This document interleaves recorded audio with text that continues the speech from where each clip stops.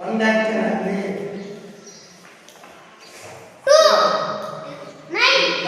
ಯಾವುದು ಎರಡಾಗ್ತಿನ ಚಿಕ್ಕ ಸಂಖ್ಯೆ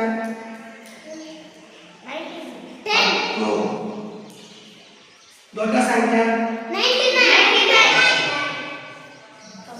ಮೂರಂಕಿಯ ಚಿಕ್ಕ ಸಂಖ್ಯೆ ಮೂರಂಕಿಯ ದೊಡ್ಡ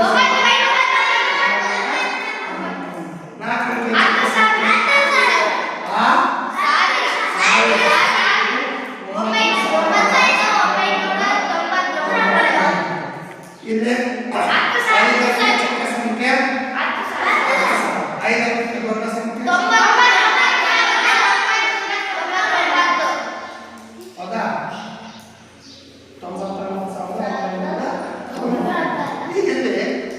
ಇದನ್ನು ನೋಡಿ ನಾವು ಸದ್ಯಕ್ಕೆ ಇಷ್ಟ ಐದಕ್ಕೆ ಬಗ್ಗೆ ತಿಳ್ಕೊಳ್ಳೋಣ.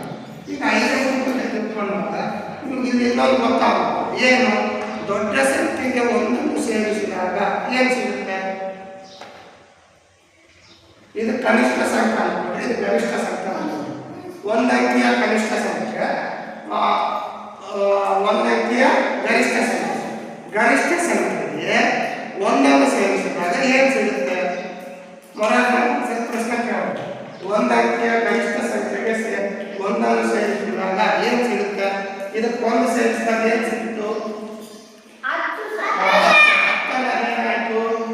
ಎರಡಂಕಿಯ ಕನಿಷ್ಠ ಸಂಖ್ಯೆ ಸಿಕ್ತು. ಈಗ 99 ಇದಕ್ಕೆ ಒಂದನ್ನು ಸೇರಿಸಿದಾಗ ಏನು ಸಿಕ್ತು? ಅಂದ್ರೆ ಮೂರಂಕಿಯ ಕನಿಷ್ಠ ಸಂಖ್ಯೆ ಸಿಕ್ತು. 999 ಇದು ಒಂದನ್ನು ಸೇರಿಸಿತು. ಅವಾಗ ನಾಲ್ಕಂಕಿಯ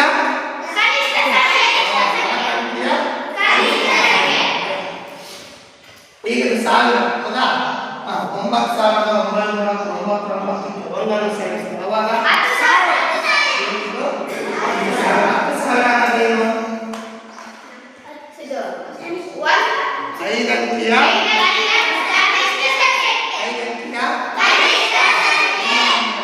ಮ್ಯಾಕ್ಸಿಮಮ್ ಹೌದಾ?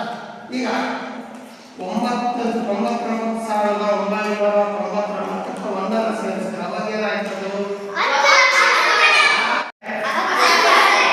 ಹೌದಾ? ಈಗ ಒಂದಂಕಿಯ ಗರಿಷ್ಠ ಸಂಖ್ಯೆ ಎರಡಂಕಿಯ ಗರಿಷ್ಠ ಸಂಖ್ಯೆ ಮೂರಂಕಿಯ ಗರಿಷ್ಠ ಸಂಖ್ಯೆ ನಾಲ್ಕಂಕಿಯ ಗರಿಷ್ಠ ಸಂಖ್ಯೆ ಐದಂಕಿಯ ಗರಿಷ್ಠ ಸಂಖ್ಯೆ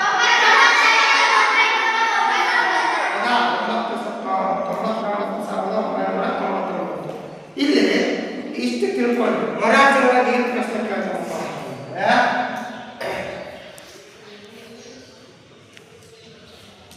ನಾಲ್ಕಂಕಿಯ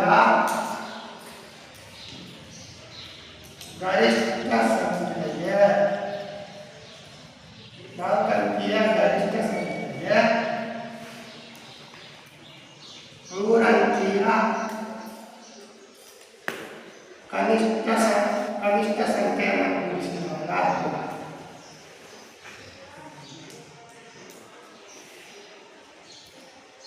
ಕೂಡಿಸಿದಾಗ ಬರುವ ಮೊತ್ತ ಅಂದ್ರೆ ಏನು ಮಾಡ್ಬೇಕು ಅಂತ ಹೇಳಿ ಮೊತ್ತ ಅಂದ್ರೆ ಮೊತ್ತ ಒಟ್ಟು ಅಂತ ಏನು ಮಾಡಬೇಕು? ಈಗ ಗರಿಷ್ಠ ಸಂಖ್ಯೆ ಯಾವುದು? ನಾಲ್ಕಂಕಿಯ ಗರಿಷ್ಠ ಸಂಖ್ಯೆ ಯಾವುದು?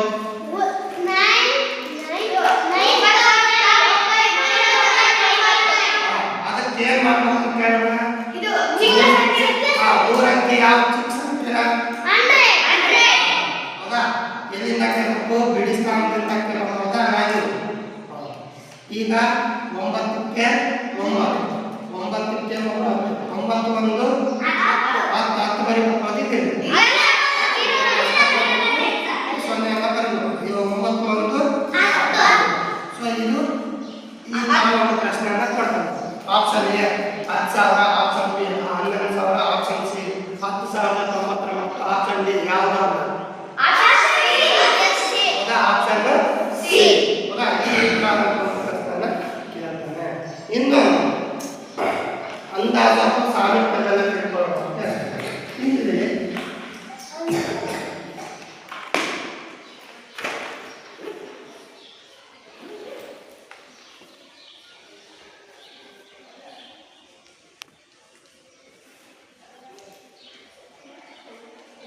ಹೌದಾ? ಈಗ ಇದಾಯ್ತು. ಈಗ 4